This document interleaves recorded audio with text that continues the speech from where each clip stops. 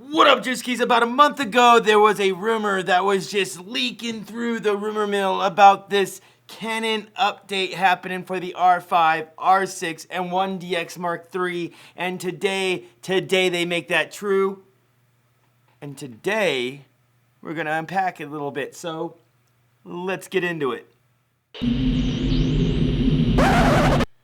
So the 1DX Mark III kind of got a little update, right? Just a little thing, just a little winter sports tracking little improvement, right? They're calling that firmware update 1.6. But 1.5 is for the R5 and the R6, and this is the money maker. This is where we get to see a lot of these improvements coming to these cameras. And honestly, they're trickling down from the autofocusing improvements that we're seeing in the R3, right? So this is cool, and I wonder if they're doing this because of the Z9 coming out, or just to get one leg up more on Sony. But whatever the case is, we're getting these autofocusing improvements. I'm shooting on the update right now, so this is probably fine, but I really haven't done any more testing. I'll have that later on today or tomorrow. But I wanted to just get this video out, just telling you all what the update consists of. And so essentially out of the gate, we're getting some winter sports tracking. Canon is getting ready for winter, and they're doing it right. They're giving like helmet and goggles, just better tracking on that stuff, right? Stuff that you would be tracking for skiers and snowboarders just going down those slopes, right? So that's really cool. But then we get the automobile tracking from the R3, and that's where I think they wanted to compete against the Z9 a little bit, right? Just take that automobile tracking, give it to the R5 and the R6, and Bob's your uncle. But there's other little updates and improvements that I think interests me more. And one of those is the torso tracking. So now if the autofocusing were to lose an eye, it would default to your head. If it loses your head, it would default to your torso. And I think by doing that, there's going to be even less possibility for it to hunt around, right? Because it has like these fallbacks, right? Eye, head, torso. This is good stuff. This is stuff we need, and I think these are going to be actual noticeable autofocus improvements for the R5 and the R6.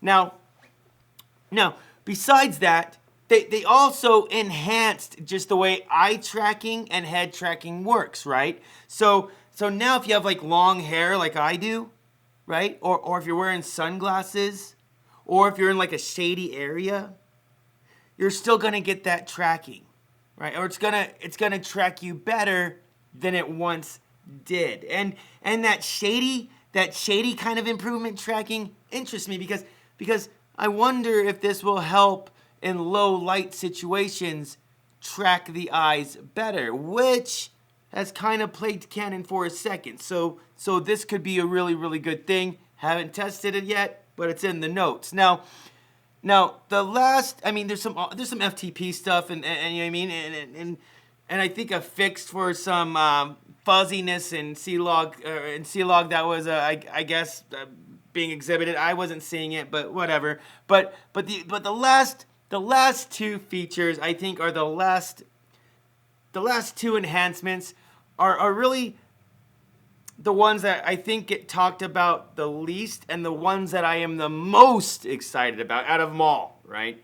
And one that's an actual it's an actual feature to set custom white balance in live mode. Now, newsflash or not newsflash, this is like feature 101 for every other camera, right? You jump into a Panasonic, you jump into a Sony, you need to set your custom white balance. You go to the custom white balance setting, right? You get a little box, you target your grade card, and you're good to go. Canon didn't have that. You had to take a photo, jump into the menu, jump into custom white balance, then take that photo and set your custom white balance. Nothing was done like through the live view, right? And it's kind of a pain in the ass, to tell you the truth, but I'm glad we have that. Now, one downside is that we're only getting that with stills, right? So Hopefully in a future update, they give that capability over to video, but right now it's just still. So we're 50% of the way there, Canon. We're 50% of the way there, you know? But the last feature that was added here is actually one that was not in the original rumor notes. And so a couple weeks ago, I emailed the Canon dev team and I asked for a setting to be able to toggle IBIS or have some IBIS controls with lenses that weren't stabilized. Now, if they listened to me or not, I don't know. It would be really cool if they did, but I truly did write that email, a big long one to the dev team.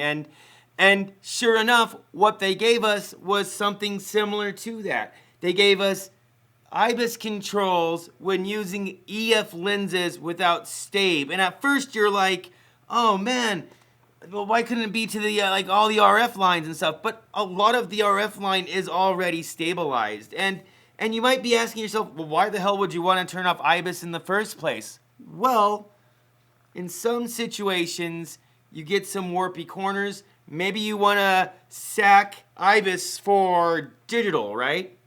Well, now should have that capability.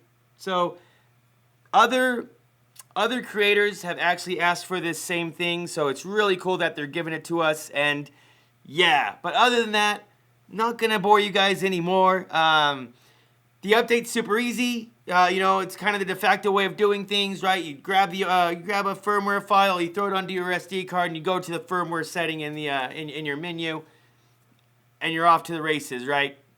You're good to go.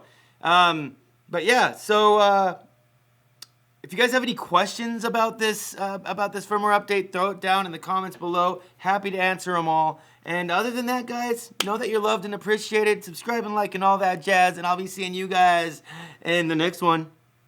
Later, homies.